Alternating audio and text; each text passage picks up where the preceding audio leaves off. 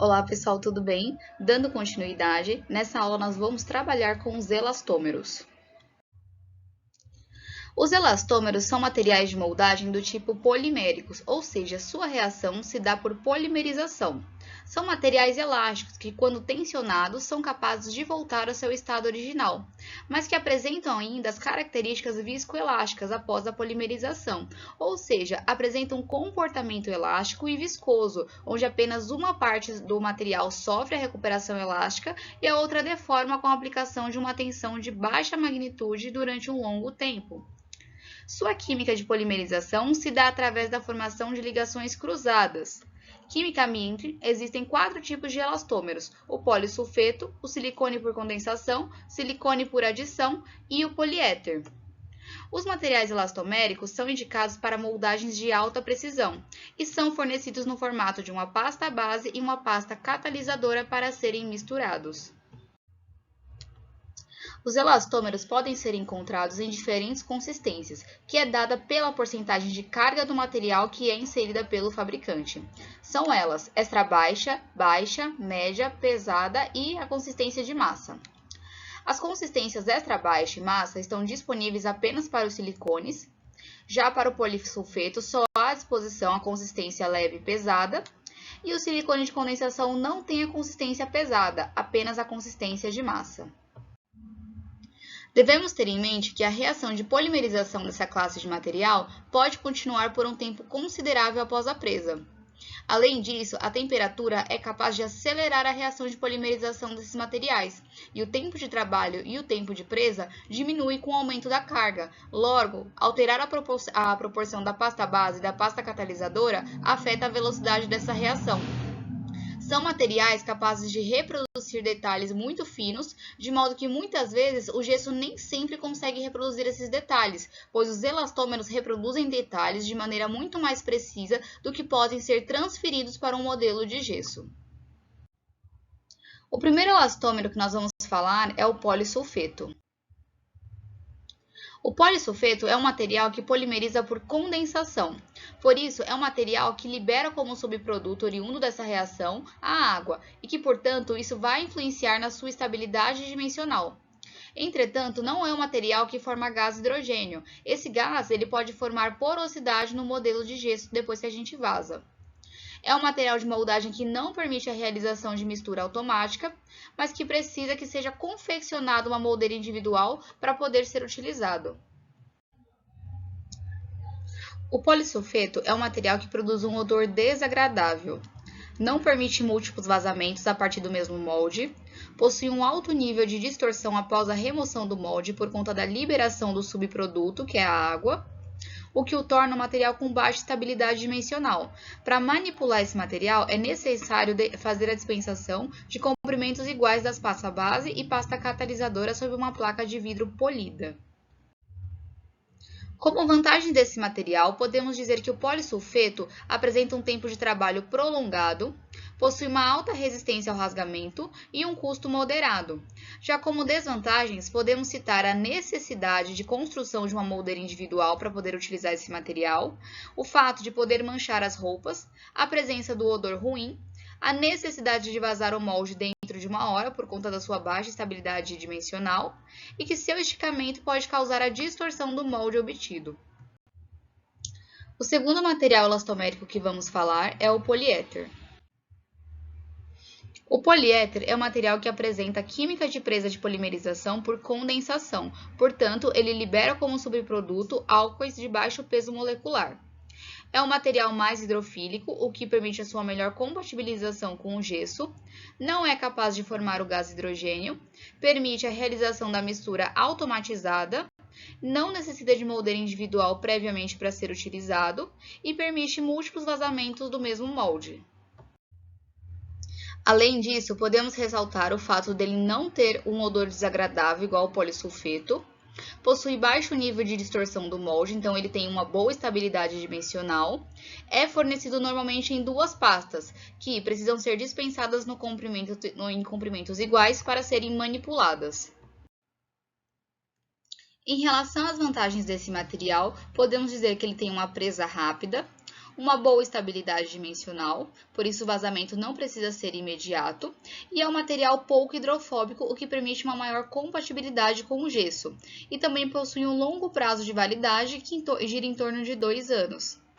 Como desvantagem, podemos citar o fato dele ser rígido após a presa, ter o gosto amargo, o fato de necessitar de alívios nas áreas retentivas, ele é capaz de liberar alguns subprodutos por conta de ser uma reação de polimerização por condensação e tem um custo elevado. Vamos falar agora sobre o grupo dos silicones. Primeiro, vamos conversar sobre o silicone por condensação. Como o nome diz, esse silicone tem sua presa por polimerização por condensação, logo ele é capaz de liberar um subproduto a partir dessa reação, no caso é o álcool. Por isso, ele tem uma estabilidade dimensional razoável, não é capaz de formar o gás hidrogênio e também não tem a possibilidade de mistura automatizada. É um material que não precisa de moldeira individual, já que a massa densa funciona como uma moldeira individual, não permite múltiplos vazamentos do molde, não tem odor desagradável e tem um nível médio de distorção após a remoção do molde da boca. Como vantagem desse material, podemos dizer que o silicone por condensação tem um bom tempo de trabalho, a possibilidade do material pesado servir como uma individualização de moldeira.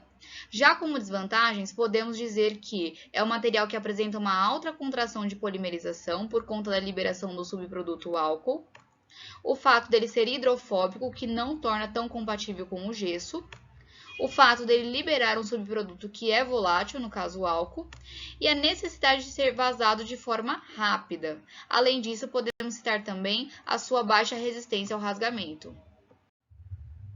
Agora vamos falar sobre o silicone de adição. O silicone por adição também é conhecido como polivinilsiloxano. Sua polimerização se dá por adição, logo não tem a formação do subproduto oriundo dessa reação. Mas pode haver uma reação secundária e assim ocorrer a formação do gás hidrogênio, que vai gerar porosidade no gesso quando presente. Mas nem todos os silicones de adição são capazes de liberar hidrogênio, não tem como saber se ele libera ou não. Por isso, nós recomendamos esperar 30 minutos para vazar o gesso, ou então 24 horas, caso o modelo seja confeccionado em resina epóxica. E também é um material que permite a mistura automatizada. Devemos salientar que, no caso desse material, a presença do enxofre na luva de látex pode inibir a polimerização, tanto durante a manipulação quanto durante a moldagem, visto que ele pode ficar impregnado na superfície do dente ou do suco gengival, por exemplo. O silicone é indicado para a confecção de trabalhos de alta precisão, como no caso de próteses fixas e sobre implante, e também para a realização de registros de mordida. O material permite múltiplos vazamentos a partir do mesmo molde, não tem odor desagradável e tem um baixíssimo potencial de distorção após a remoção, porque ele não é capaz de liberar subproduto. Portanto, a gente pode dizer que ele tem uma alta estabilidade dimensional. Como vantagens do silicone de adição, podemos falar sobre a presença do material pesado, que permite individualizar a moldeira, a possibilidade de realizar múltiplos vazamentos por conta da sua alta estabilidade dimensional e a possibilidade de adiar o vazamento do molde obtido, podendo delegar essa função ao protético. Já como desvantagens, podemos falar sobre a questão da hidrofobia e a dificuldade de compatibilizá-lo com o gesso, e por isso também temos uma dificuldade de fazer esse material fluir dentro do suco gengival se estiver úmido, o que torna o seu vazamento mais difícil. Além disso, o material leve apresenta uma baixa resistência ao rasgamento, e podemos citar também o fato de apresentar um custo muito mais elevado. Nessa tabela, temos a relação do tempo de presa e do tempo de trabalho dos materiais elastoméricos que falamos até agora. No caso, o polissulfeto apresenta um tempo de trabalho de 4 a 7 minutos e um tempo de presa de 7 a 10 minutos. O silicone por condensação apresenta um tempo de trabalho de 2,5 até 4 minutos e tempo de presa de 6 a 8 minutos. O silicone por adição, tempo de trabalho de 2 a 4 minutos e tempo de presa de 4 até 6 minutos e meio. E o poliéter apresenta um tempo de trabalho de 3 minutos e um tempo de presa de até 6 minutos. Em relação à desinfecção dos elastômeros, todos os moldes podem ser desinfectados pela imersão em diferentes desinfetantes, como hipoclorito de sódio a 1% por 10 minutos. O polissulfeto, silicone por condensação e por adição pode ter a sua desinfecção realizada através da imersão em glutaraldeído, compostos clorados ou iodóforos, e o tempo normalmente é de 10 minutos. Já o poliéter, nós devemos fazer a imersão em compostos clorados e iodóforos por um tempo menor do que 10 minutos. E como fazemos a moldagem utilizando esses elastômeros? Primeiro, nós devemos fazer a seleção da moldeira, assim como no caso da moldagem com alginato. Podemos utilizar basicamente duas técnicas para realizar a moldagem com silicones. A moldagem monofase, que é uma moldagem feita em uma única etapa, precisa necessariamente de um auxiliar, pois enquanto o cirurgião dentista vai manipular o material pesado, o auxiliar vai manipular o material leve. A manipulação do material pesado e leve deve ser feita ao mesmo tempo. É uma técnica mais rápida, mas que imprime uma maior dificuldade e exige maior habilidade. E é uma técnica que gera uma maior contração de polimerização por conta do volume de material que é utilizado. Já a técnica da moldagem dupla, ela é uma técnica feita em duas etapas. É feita a moldagem prévia com o material pesado e depois é realizada a moldagem final com o material leve. Tem menor dificuldade técnica e exige menor habilidade, imprime menor contração de polimerização, mas demanda um maior tempo clínico. E como fazemos a moldagem com silicone na técnica da moldagem dupla? Essa técnica é feita em duas etapas. Primeiramente, nós devemos proporcionar o material denso utilizando a colher dosadora. O material deve ficar em excesso na colher e depois deve ser acomodado e pressionado para ter as medidas exatas. O material denso é então retirado da colher e espalhado na mão de forma a ficar com uma película. Devemos imprimir sobre a massa a circunferência da colher e então dispensar 2 comprimentos da pasta catalisadora sobre o diâmetro da circunferência da colher, formando uma cruz. Nesse caso, do formato de cruz, é especificamente para esse tipo de silicone, mas devemos sempre verificar as recomendações do fabricante. Então, esse material deve ser misturado de forma a ficar homogêneo, sem aparecer as estrias do catalisador na massa. Caso isso apareça, vai estar indicando que não foi feita a manipulação correta e isso poderá acarretar num atraso na polimerização do material como um todo. O material deve ter uma aparência homogênea, lisa e de cor uniforme. Em seguida, após a sua manipulação, devemos acomodá-lo sobre a moldeira que foi previamente selecionada, sem deixar rugosidades e irregularidades. Vamos então levar a moldeira em posição e fazer uma pressão de assentamento sobre a área a ser moldada.